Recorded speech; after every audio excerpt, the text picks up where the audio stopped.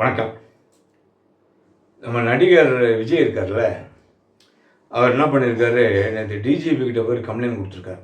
என்ன கம்ப்ளைண்ட் அப்படின்னா, முன்னாள் ஜனாதிபதி அப்துல் கலாம் அவர்களுடைய உதவியாளர் பொன்ராஜ் அவர்கள் தாவேகா பற்றியும் அங்கே இருக்கிற மகளிர் அணியை பற்றியும் அவதூறாக பேசிட்டாராம்.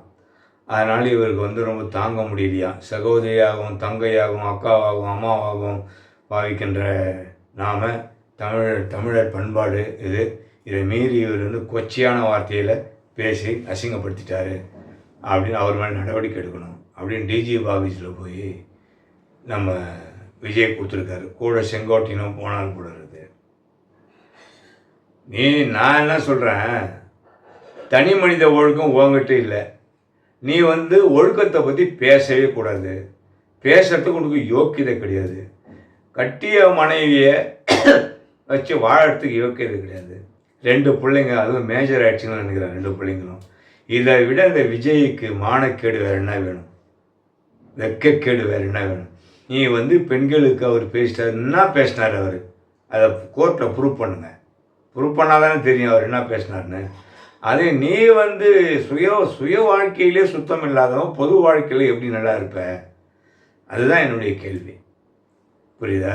அந்த அம்மா சங்கீதா இதுக்கு போயிட்டாங்க, விவகாரத்துக்கு கேட்டு போயிட்டாங்க. இதுவே உனக்கு பெரிய தலை உணவு, தூக்கி போட்டு பொது வாழ்க்கைக்கு நான் லாய்க்கு இல்லாத அப்படின்னு சொல்லிட்டு போயிடணும்.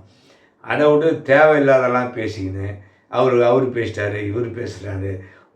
மகளிர் அணியில் உள்ளவங்களாம் அசிங்கமாக பேசினாங்க. அதை நீ கண்டிச்சியா? அக்காவாக இருப்போம், அம்மாவாக இருப்போம், விஜய்க்கு பொண்டாட்டியாக கூட இருப்போம் அப்படி பெண்கள் பேசினாங்களே, அது எவ்வளோ பெரிய இழிவு, எவ்வளோ பெரிய கேவலம். உன் கட்சியில் இருக்கிற பொம்பளைங்க பேசிக்கிறாங்க. அதை மாதிரி பேசாதீங்க அப்படின்னு சொல்லியிருக்கணும்ல. நீங்களாம் எனக்கு அக்கா மாதிரி, தங்கச்சி மாதிரி, அம்மா மாதிரி அப்படி அந்த பண்பாட்டை நீங்கள் சொல்லியிருக்கணும்ல. பொண்டாட்டி ஆனோன்னா நான் பொண்டாட்டியாகவும் இருக்கணும்னா 32 படம் உனக்கு வெளியே தெரிஞ்சிடுச்சா? எவ்வளோ கேவலமாக இருக்குது பாருங்கள். விஜய் நான் என்னவோ நல்ல மனுஷன் நினச்சேன். ஆனால் இவ்வளோ கேவலமாக இருப்பார் நான் நினைக்கல. இப்போ இருக்கிற இளைஞர்கள் விஜயை ஃபாலோ பண்ணுறீங்க, பக்கா தப்பு, தவறான விஷயம். நானும் அந்த மாதிரி தான் அந்த வைகோ பின்னால் சுற்றினேன். இப்போ சீமான் பின்னால் ரொம்ப பேர் சுற்றுறாங்க. உங்கள் வாழ்க்கையெல்லாம் வீணாக போயிடும். நல்லது சொல்கிறேன், கேட்டுக்குங்க.